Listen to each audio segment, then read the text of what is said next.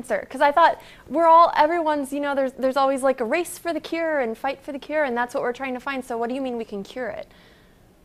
Yeah, well, all the research has been mostly wasted because it doesn't really get at how to cure cancer. Most of the research dollars go to how to measure cancer and how to treat cancer, but not how to cure it or how to prevent it. And again, the technology, the knowledge to prevent and cure cancer already exists. All we have to do is teach it to people, put it to use, and that's why I wrote a whole book on it. My book, Never Fear Cancer Again, because you don't need to fear cancer. Never fear cancer again because we know how to prevent it, we know how to cure it. All we need to do is teach people how to do it. So what And is the cure? well, we talked about, in the first segment about cells, how about the body is made of these little microscopic units of cells. You cannot be sick unless cells malfunction. Well, when cells malfunction in a certain way, we get what we call cancer. Well, what is that certain way? That certain way is that the cell is no longer metabolizing oxygen properly. So there is a deficiency of oxygen metabolism in the cell. When that happens, the cell turns into a cancer cell. So your job is to make sure that all of your cells are getting adequate amounts of oxygen and processing that oxygen properly. And then if you have cancer, you have to again make sure that the cells are getting and processing oxygen, and then the cancer simply goes away and disappears.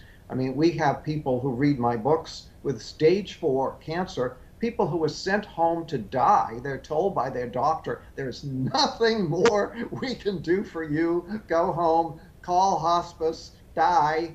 They read the book, they cure their cancer, and it's all gone. It's so simple to do. So how do you make sure that your cells are getting enough oxygen? Because I can't tell. I mean, my cells look fine to me. I don't know. Yeah, well, they do look fine. Well, one thing you can do is to stop eating sugar. In Okay. fact, you have to stop eating sugar, especially if you have cancer. Cancer cells eat only one food, and that's sugar. So, Really? oh yeah, Oh, I and had they no eat idea. a tremendous amount of sugar. So if you eat sugar, you're feeding the cancer. So if you have cancer, you have to be off of all sugar. And if you want to prevent cancer, be off of all sugar. Sugar causes cancer in many different ways. For example, we talked about the fact that sugar lowers your immunity, damages your immunity. Well, your immune system is your number one defense against cancer. So if every day you're constantly lowering your immunity because you're eating sugar, you're going to make yourself more susceptible to cancer. Then if you do have a cancer cell in your body, the cancer cell needs a lot of sugar. So if you're eating a lot of sugar, you're feeding the cancer cell, helping it to grow. Then if you're eating a lot of sugar, what happens is the body declares an emergency. When you increase the sugar content of the blood, the body declares an emergency and shoots a lot of insulin into the blood. The insulin tells the cells to suck up sugar. So the cells do that. They go and they take all the sugar up, but now the cell has too much sugar. And what the cell does is it produces the saturated fat out of the sugar, and then it puts the fat into the cell membrane. Well, when you put the fat into the cell membrane, you damage the ability of oxygen to get into the cell.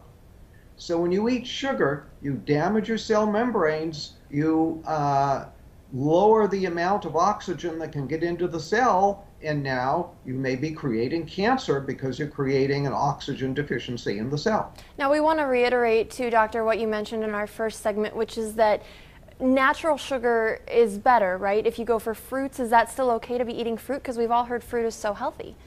Fruit is healthy. Fruit juice is not healthy because now you're getting too much bioavailable sugar too fast. But eating fruit is very healthy. There's nothing wrong with that. For example, I'll tell people with cancer to drink a lot of carrot juice, for example, and say, well, don't carrots contain sugar? Well, yeah, there's some sugar in the carrots, but the carrot juice is very, very healthy. So something like V8 might be a good choice.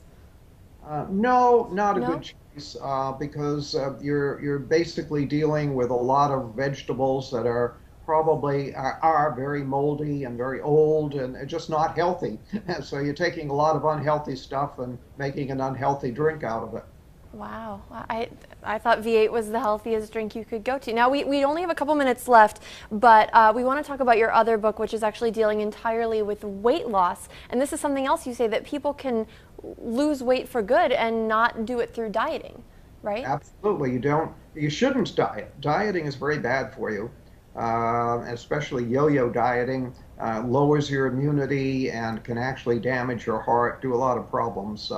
So what you want to do is lose weight. Well, the simple way to do that is to stop eating sugar. And I'm stop. starting to sense a theme here with the sugar. Seems Yeah, like that's the answer to all of these problems. sugar is a key. In fact, I talked once with a researcher at Harvard Medical School, and I said, do you think there's such a thing as a key to disease? And he said, well, probably not. But he said, if there was such a thing as one single key to disease, that key would be insulin.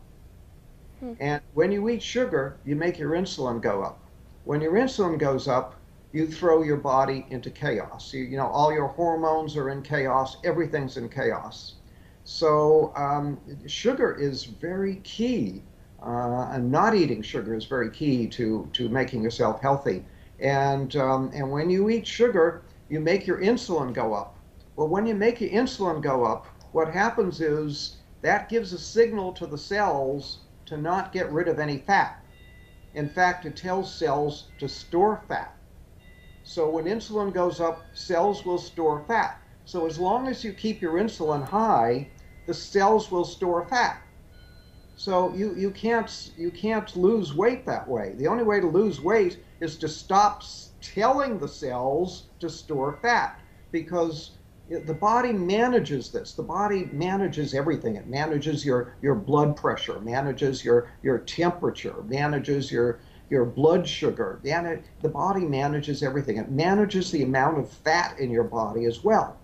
But it has a switch that controls it. It's like a thermostat. When you have too little fat, it'll say store fat. When you have too much fat, it'll say burn fat. So burn fat, store fat. You keep the fat in the body normal.